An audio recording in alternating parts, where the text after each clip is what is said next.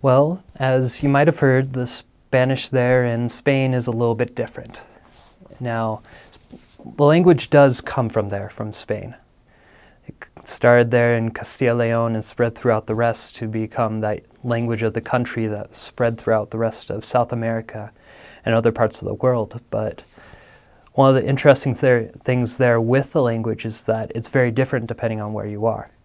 If you're in the far south, they speak a lot more with the theta, which is what all the people in South America call lisp or something like that, but is used there to help define the difference between like the letter C or the letter S or the letter Z. And for me, it was a lot more helpful to be able to spell things out from what people say, because you can tell if they're saying the word cazar or casar, which is the difference between marriage and hunt. So, well, there's a little bit of a difference. But there in the south, they say everything with the theta. Like, yo soy de Cádiz. Like, the S's, the Z's, the C's, everything has the theta. It's really hard to understand when you start out. But then the farther north, the more articulated it becomes with, if the letter's supposed to have a theta, they put it there, and if it's not supposed to have a theta, they don't, kind of thing. When I was in Valladolid, it was absolutely amazing, because there they say they have the Castellano puro, the pure Castilian Spanish. And it was super cool because each person there it was so easy to understand. Like, each letter was correct. If it was an A, it said A. If it was an E, it said E. And just all the letters were perfect, and it was just so easy to understand. Then, of course, if you get to different regions, they have their different dialects or different languages, like Galicia has Gallego, Asturias has Asturian, or Bable, as they like to call it. Of course, Basque Country has Basque, and no one knows where that came from. But the Catalans have Catalan, and the south they have Andaluz, which is kind of like Catalan. But I'd say the thing that helped me the most with the language was just trying to speak it, trying to understand it, and just not getting the chance to really speak English. Because when I started my mission, my companion did not speak English. He could only speak Spanish, and so I had that 24/7 chance to try to speak Spanish, to try to understand it, and not really having the chance to use my English, but it was all right because I got that later on. My first two companions were like that. They were both from South America, been living in Spain, so just that constant practice of trying to speak the language, trying to understand it, and doing that with my companion, with members, with people in the street is really what made me learn how to do it. Then, of course, studying in the language as well, reading the Book of Mormon in it. Every time it got better. One of the big problems for me in my mission was the double R sound, the trilling R, because I just couldn't do it. Ever since before the mission, when I was in Spanish class, I just could not get the R sound. And it was so hard.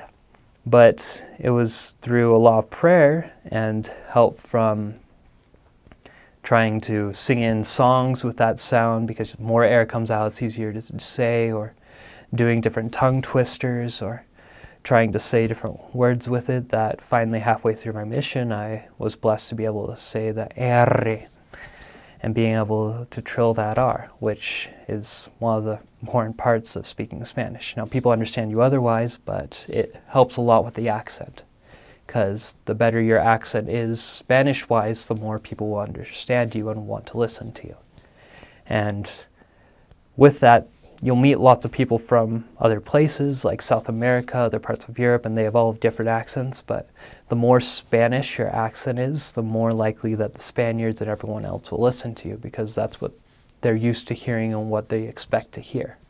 So if you are from Peru and you know Peruvian Spanish, trying to get that accent that's from Spain does help to be able to get them to open up a bit. Other things with the language is the different words that they have there are different from the rest of the world. Like, if you learn Spanish in high school here in the US, then you know a lot of different words that they don't use there. Like, for example, the word for wallet there, here in the US and Mexico is billetera, where there it's cartera, which is completely different. They wouldn't understand that in Mexico.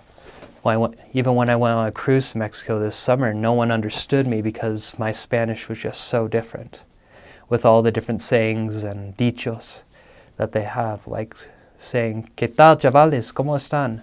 Just doesn't make any sense. Just saying, how are you, it becomes hard. But there in Spain, because it's that specific to there, once you learn those little sayings, they really open up a lot more.